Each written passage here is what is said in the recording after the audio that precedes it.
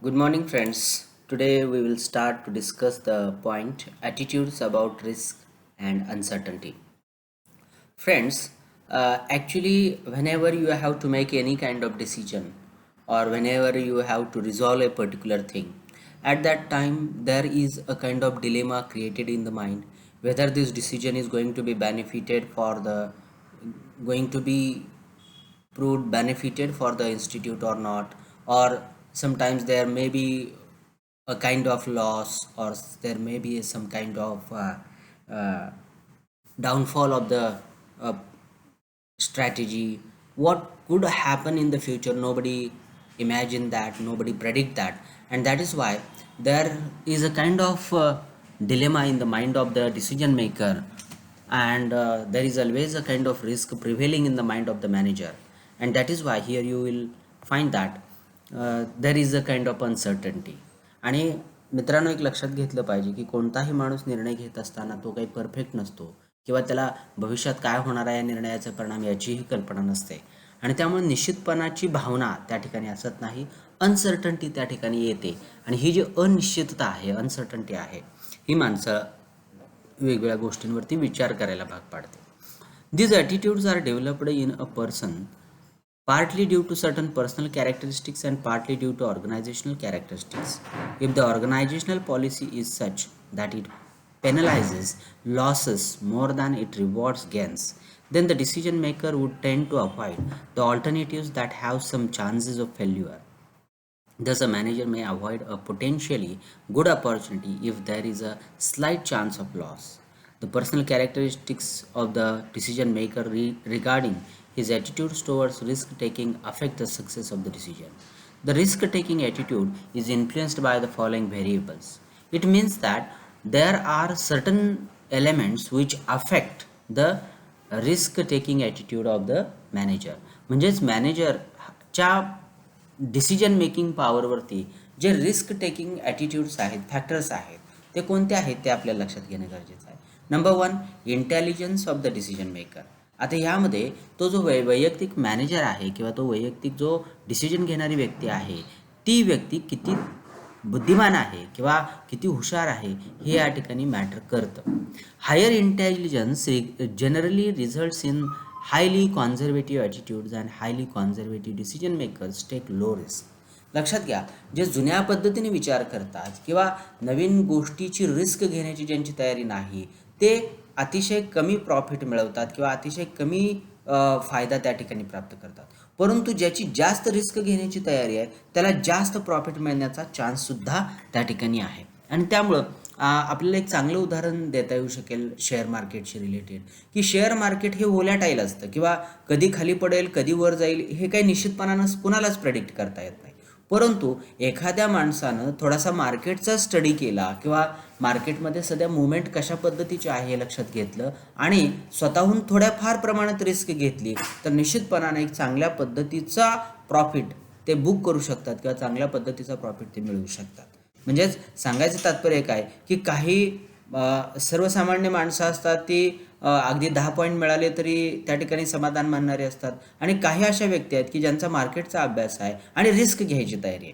तर अशी माणसं 100, 150 पॉईंट, 200 पॉईंटची रॅली त्या ठिकाणी झाल्यानंतर जो जो 40-45 हजार, 50,000 फायदा, 1-1 लाख दिवसाकाठी फायदा मिळवणाऱ्या काही व्यक्ती आहेत. म्हणजेच काय, it depends upon the intelligence of the decision maker. सांगण्याचं तात्पर्य हेच आहे की डिसिजन मेकरचा जो बुद्धिमत्तेचा भाग आहे तो त्या ठिकाणी त्याच्या सक्सेसला, त्याच्या डिसिजनला सपोर्ट करत असतो, आणि त्यामुळं त्याची वैयक्तिक बुद्धिमत्ता त्या ठिकाणी मॅटर करत असते. Expectation of the decision maker म्हणजे काय अपेक्षा आहे डिसिजन मेकरची, हे सुद्धा तिथं महत्त्वाचं ठरतं. People with high expectations are generally highly optimistic in nature and are willing to make decisions even with the less information.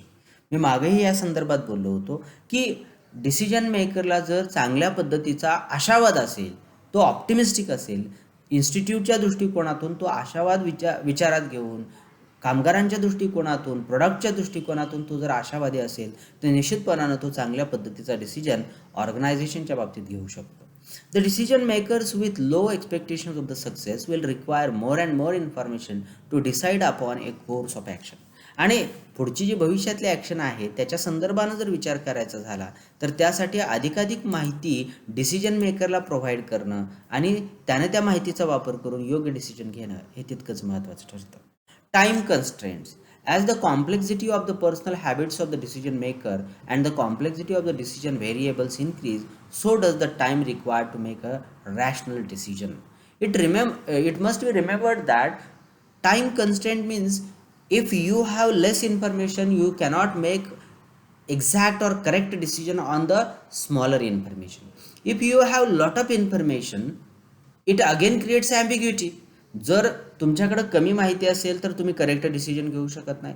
तुम्हाला हवी असलेल्या प्रमाणाच्या पेक्षा अधिक माहिती असेल तर तिथं संदिग्धता क्रिएट होते, तिथं कन्फ्युजन क्रिएट होतं आणि त्यामुळे तुम्ही योग्य डिसिजन घेऊ शकत नाही. म्हणजेच enough quantity of information will support you, will give you an opportunity to make the proper decision. लक्षात ठेवा, व्यवस्थित प्रमाणामध्ये योग्य प्रमाणामध्ये तुमच्याकडे माहिती असेल तर निश्चितपणानं त्या ठिकाणी काय होऊ शकतं, चांगला निर्णय होऊ शकतो आणि त्यामुळं आपण वेळेमध्ये त्या ठिकाणी माहिती गोळा करणं आणि त्या माहितीचं ॲनालिसिस करणं आणि योग्य डिसिजन घेणं हे त्या ठिकाणी महत्त्वाचं ठरतं. आता त्यानंतर हे 3 आपण कॅरेक्टरिस्टिक बघितल्या. Intelligence of the decision maker, then second is expectation of the decision maker and the third is time constraint for the decision maker. आता या ठिकाणी पर्सनल हॅबिट्स कशा मॅटर करतात ते लक्षात घेणं गरजेचं आहे. Personal habits of the decision maker formed through the social environmental influences and the personal perceptual processes must be studied in order to predict his decision making style. Some people stick to their decisions even when these decisions are not optimal. For example, Hitler found himself bound by his own decisions once he decided to attack Russia. लक्षात घ्या की काही वैयक्तिक अशा ज्या habits असतात किंवा सवयी असतात हे सुद्धा त्या ठिकाणी घातक ठरतं. कारण तुम्ही एक्सेसिव्ह ॲम्बिशियस असाल, ही तुमची वैयक्तिक त्या ठिकाणी सवय झाली, परंतु या सवयीचा इन्स्टिट्यूटच्या दृष्टिकोनातून जर विचार केला तर काही वेळा आपल्याला ही वैयक्तिक सवय त्या ठिकाणी मारक ठरते किंवा इन्स्टिट्यूटच्या दृष्टीनं घातक ठरते असं म्हणायला काही हरकत नाही. हिटलरला सगळ्या जगावरती राज्य करायचं होतं, सगळ्या जगावरती साम्राज्य पसरवायचं होतं. त्यानं रशियावरती अटॅक केला आणि रशियावरती अटॅक केल्यामुळं तिथल्या त्या नैसर्गिक वातावरणाला तो तोंड देऊ शकला नाही आणि त्यामुळं तिथं त्याला पराभवाला सामोरं जावं लागलं. याचा अर्थ असा आहे, कितीतरी सैनिक त्या ठिकाणी त्या सैनिकांनी आपला जीव गमावला, कितीतरी सैनिक त्या ठिकाणी मारले गेले, परंतु या ठिकाणी हिटलरचा जो हेकेखोर स्वभाव होता किंवा माझंच कर माझंच डिसिजन बरोबर ही जी म्हणण्याची मानसिकता होती, ही जी पर्सनल हॅबिट होती ती अतिशय मारक ठरली आणि त्यामुळं त्याला पुन्हा तिथून माघारी सरकावं लागलं किंवा माघारी जावं लागलं. These personal habits have a great impact on our organizational operations and effectiveness. लक्षात ठेवा, ह्या वैयक्तिक ज्या हॅबिट्स आहेत ह्या ऑर्गनायझेशनच्या दृष्टिकोनातून त्या ठिकाणी बऱ्याच वेळा त्रासदायक ठरू शकतात आणि म्हणून आपल्याला ह्या पर्सनल हॅबिटला मॅनेजरियल लेवलवरती किंवा डिसिजन मेकिंग प्रोसेसमध्ये त्या ठिकाणी बाजूला ठेवणं गरजेचं आहे.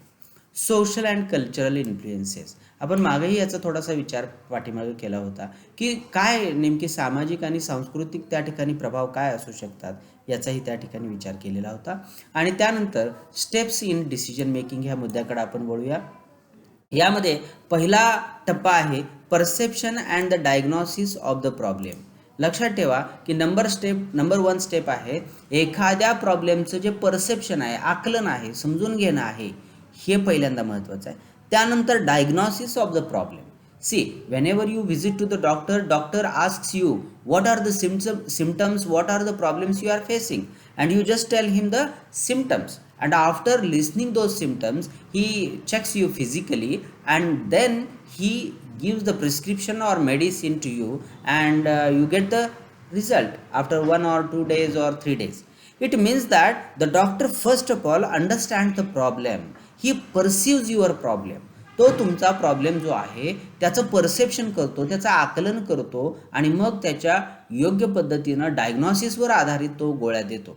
आणि म्हणून या ठिकाणी पहिल्यांदा समस्या समजून घेणं हा महत्त्वाचा भाग आहे. Step number 2, generation of the alternative solution. लक्षात घ्या की आपल्याला या ठिकाणी एक पर्याय उपलब्ध आहे, त्याला दुसरा काय असू शकेल, तिसरा काय असू शकेल, चौथा काय असू शकेल, अशा पद्धतीने वेगवेगळ्या पद्धतीचे सोल्युशन त्या ठिकाणी क्रिएट करणं हे त्या ठिकाणी महत्त्वाचं. तिसरी स्टेप काय, evaluation of the alternatives and selecting a course of action. आणि त्यातला महत्त्वाचा ऑल्टरनेटिव्ह कोणता आहे आणि कोणता ऑल्टरनेटिव्ह घेतला तर आपल्याला त्या पद्धतीने ॲक्शन घ्यायची आहे, हा तिसरा टप्पा झाला. चौथा आहे implementing the decision.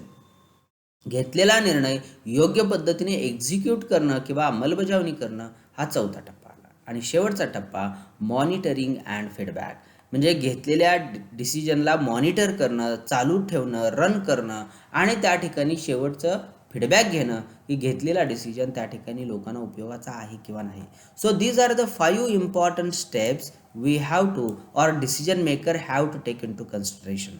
The first one is perception and diagnosis, second one is generation of alternative solution, third one is evaluation of the alternatives, fourth one implementing the decision, and fifth one monitoring and feedback of the decision. So these are the 5 important steps which are to be looked into consideration, because these are the steps which will provide you proper decision and which will give you an opportunity to make a proper decision. Okay, number 1, what comes in the perception and diagnosis of the problem. Problems are defined in the terms of the discrepancy and the deviation between the desired and the actual state of affairs. The greater this deviation, the more serious is the problem. लक्षात घेणं गरजेचं आहे की आपल्याला वेगवेगळ्या प्रॉब्लेमना सामोरं जाणं किंवा त्याच्यामध्ये कोणत्या पद्धतीचं व्हेरिएशन आहे हे लक्षात घेणं अत्यंत महत्त्वाचं ठरतं. The greater this deviation, the more serious is the problem. This discrepancy must be perceived correctly, since any solution to a wrong problem would be a wrong solution. लक्षात घ्या, जर प्रॉब्लेमचा डायग्नॉसिस किंवा परसेप्शन चुकीचं झालं तर सोल्युशन किंवा alternative चुकीचा निघतो. आणि त्यासाठी the very first step is very significant, because until and unless you understand the problem properly, you cannot give the solution to it. And that is why understanding or getting the problem properly is the most important step in the decision making. Number 2, generation of the alternative solution. See that whatever the problem may be there, you have to understand it properly. You have to think about its analysis or diagnosis and go to the root causes of the problem and search the alternatives. Generation the alternate solution means एखाद्या गोष्टीचा प्रॉब्लेमच्या मुळाशी जाणं आणि मुळाशी गेल्यानंतर त्याची मूळ कारणं काय आहेत हे ज्यावेळी लक्षात घेतो आपण, त्यावेळेसच त्याच्यावरती ऑल्टरनेटिव्स त्या ठिकाणी शोधता येऊ शकतात, त्या ठिकाणी पर्याय शोधता येऊ शकतात. आणि मग एकदा 2 किंवा 4 पर्याय उपलब्ध झाल्यानंतर योग्य अशा पद्धतीचा डिसिजन त्या ठिकाणी घेता येऊ शकतो. हा दुसरा पॉईंट झाला. तिसरा महत्त्वाचा मुद्दा आहे evaluation of the alternatives and selecting a course of action.